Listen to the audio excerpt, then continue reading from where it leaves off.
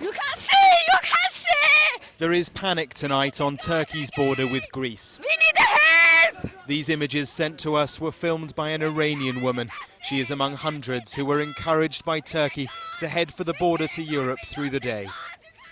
The tear gas is from the Greek authorities, securing their own borders, stopping the migrants, men, women and children, from entering the EU. They are now stuck in no man's land between the two countries. Along the road heading towards the border, we met more young men from Afghanistan. Where have you come from? Istanbul? Yes. How long have you been in Turkey? About 1 year. About 1 year? Yes. And where do you want to go now? We want to go to Europa. To Europe? Europe. From early morning, the images prompted a déjà vu that was entirely intentional. This is Turkish President Erdogan's way of reminding European and NATO leaders what he can allow to happen.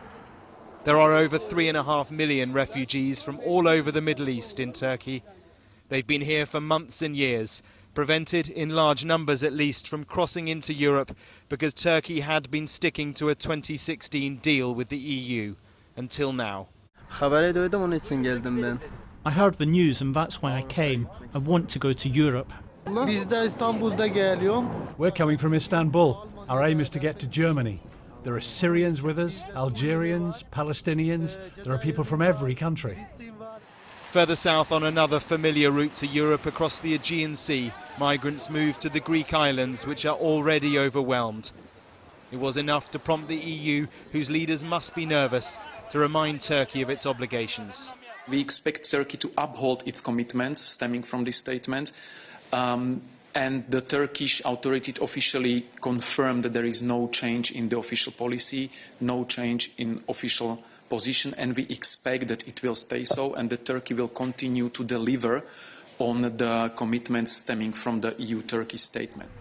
This is Turkey's way of pressuring the world to help out here, inside Syria. It's released plenty of footage of its tanks and big guns attacking Syrian forces trying to repel their advance in Idlib. Turkey fears up to 1 million more refugees could cross if it doesn't stop the Syrian bombardment.